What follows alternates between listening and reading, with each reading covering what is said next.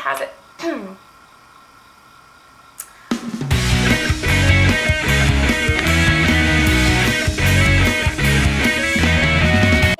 So today I wanted to film a video on a very popular product, and that is the MAC Mineralized Skinfinish Natural Powder. I'm kind of going to go over a review as well as a comparison to another one of my favorite powders, which is the Maybelline Dream Matte Powder, and this is a drugstore product. I'm going to kind of go over the similarities, the differences, the pros, the cons, and kind of my recommendations for each one. So stay tuned if you're interested in learning more about these two products. So I'm going to start off with the MAC powder, and this is the Mineralized Skinfinish Natural, also known as the MSF Natural, and this is a baked powder. So basically this is a powder that you would use to set your foundation with. If you do wear foundation, it's not something that you can rely heavily on. It's definitely not a powder foundation. It's something that has very, very light coverage. Now, if you're somebody that has pretty good skin and you wanted to just dust it over your face lightly on top of some concealer maybe, that would work fine. But like I said, this is not a powder foundation. So it works very well. It looks very nice. What I would say is that it gives you a natural matte finish, and what that means is that rather than leaving your skin completely bone dry matte, it gives you the look of natural skin, because you know naturally your skin isn't bone dry matte. Naturally your skin has a little bit of a glow to it, a little bit of a sheen. So that's what this imitates. When you put it on top of your foundation, it's going to absorb any type of excess oil, but it's not going to leave you looking overly matte. It actually has a very beautiful finish. It's very, very finely milled. It's very lightweight. You're not going to feel it on your face at all. And it's really a great powder. It comes in, this size is 0.35 ounces. And it comes in 10 shades, which is awesome because it's a very sheer powder. You can get away with, maybe if it's not your exact color, you can still pull it off. So there's pretty much going to be a color for everyone, pretty much. So that's the MSF. Now moving on to the Maybelline Dream Matte Powder, another one of my favorites. This powder is also a very finely milled powder that you would use to set your foundation, or like I said before, you can use it in any event that you want very, very light coverage. It's not something that you're going to use in place of a foundation. Now this powder,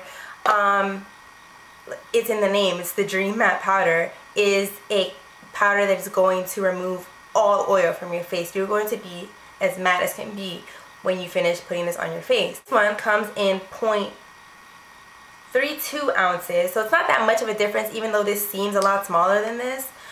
It's not. And the color that I have is medium beige. And actually this color's a little bit light for me, but because it's so sheer, I can still, when I put it on, I don't really see it, so it doesn't make a difference.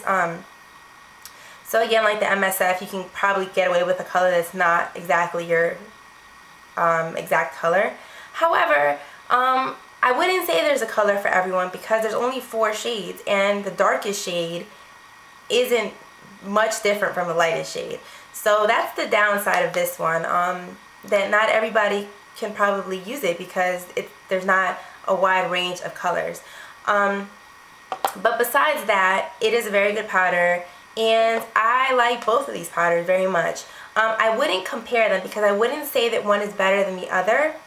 What I would say is they're different. I think that the MSF is an ideal powder for somebody with very dry skin, because somebody with dry skin might struggle with that natural dewiness that I was talking about that your skin normally has. If you're somebody that has very dry skin, you might look a little flaky sometimes. This is going to help you look much more moisturized, but also matte at the same time. So that's good, and it's going to keep your foundation in place. Now this one is the best powder that I can recommend to somebody with oily skin. This powder is going to keep you matte. It's going to keep those oils under control. You do not have to worry too much when you have this powder on. Basing off of a regular day of mine, I don't really have to touch up, maybe once. And that's in an 8-hour or 10-hour day.